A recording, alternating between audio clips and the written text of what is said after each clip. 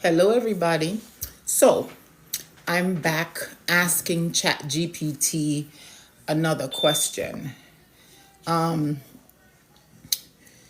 Just thinking about the word master.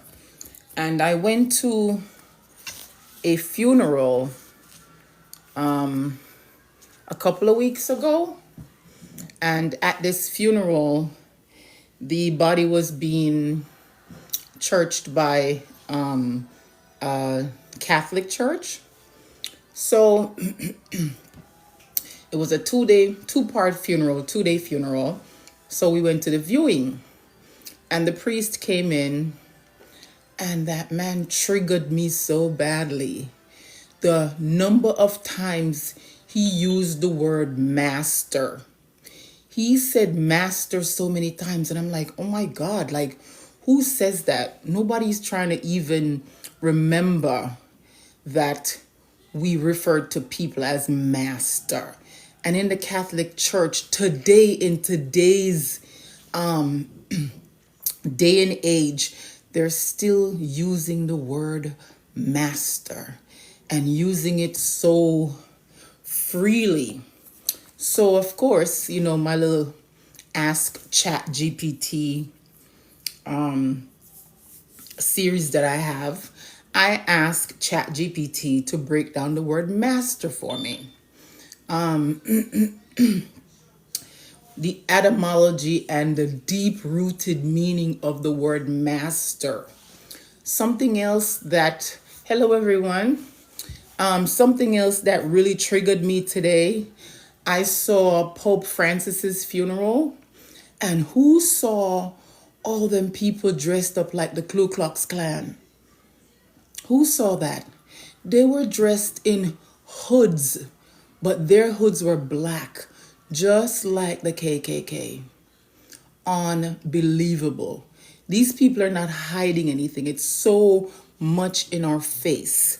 So, because of what triggered me at this funeral, the priest was talking. The funeral I went to a couple weeks ago, the priest was talking, and the man kept talking about, oh, and master this and master. I was like, why is this text all about this master business? What is this?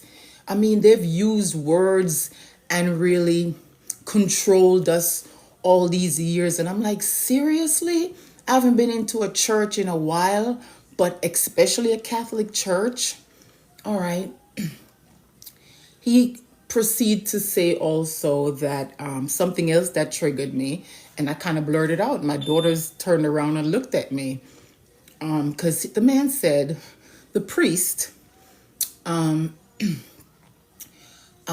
should love who hurt you. And I was like, bullshit.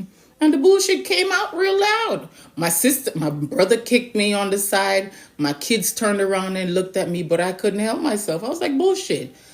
Listen, you hurt me. I'm not loving you. I'm sorry. Okay? And I can't believe we're still sitting there and saying these things in church.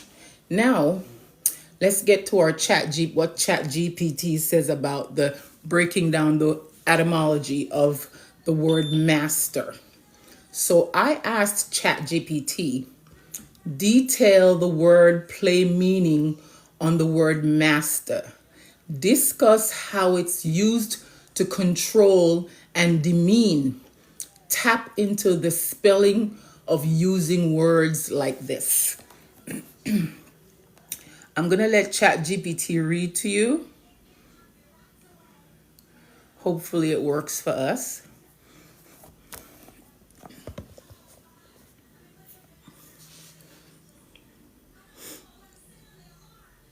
Hello, everyone. Hello. Come on in. Come on in. This is going to be a quick live, but I just needed to get this off my chest. Just watching this. The word master carries a deep, complex, and often dark history embedded in its meanings, associations, and the emotional weight it carries, especially when viewed through the lens of power, language, and control. Let's break down the wordplay, the spellbinding nature of its use, and how it's been weaponized over time. 1. Etymology and origins of master. The word master originates from the Latin magister, meaning chief, director, teacher, or one who has authority. On the surface, it implies expertise or control, a person highly skilled or someone in command. But underneath, it was always about dominion, one who is above another. Wordplay: master, master, master. Here's a symbolic and phonetic unpacking of master. Master, one who rules over the masses, or a figurehead with power over the collective. Control over bodies, minds, and behaviors. Maztir evokes ancestral pain, particularly in the context of slavery and colonialism. The tear of a Bing mother bing. whose children are taken, sold, or oppressed by the so-called master. Spellcaster. A master can be someone who casts a spell over others through language, control, domination, or narrative. That's what that priest was doing. 3. Master as a tool of control. In colonial and slavery contexts, the master was owner, ruler, controller, a title that legally and socially reduced other human beings to property. This wasn't just physical domination. The title master was used to shape identity, reinforce inferiority, and strip away autonomy. Even beyond slavery, we still hear it in hierarchical relationships. Master-slave in technology, e.g., master drive and slave drive. Master bedroom in a home, originating from plantation house blueprints. Master class, master copy, or mastermind, often placing one above many, suggesting an unquestionable authority. Each of these usages may seem neutral, but they're echoes of a system where someone is above and others are beneath. The spell of language. Words are spells. To spell a word is to invoke a specific vibration, a power of naming and framing. The word master normalizes dominance, elevates one while making others small, binds identities into roles of submission and obedience, has become so common that people often don't hear its weight, but the subconscious still feels it. Every time the word is used without awareness, the spell continues. Asha 5. Reclaiming and reframing. Some have tried to reclaim the word, e.g., self-mastery, master of my fate, giving it internal meaning rather than external control. But the vibration and legacy of the word still require caution and reflection. To undo the spell, name the harm in the word's legacy.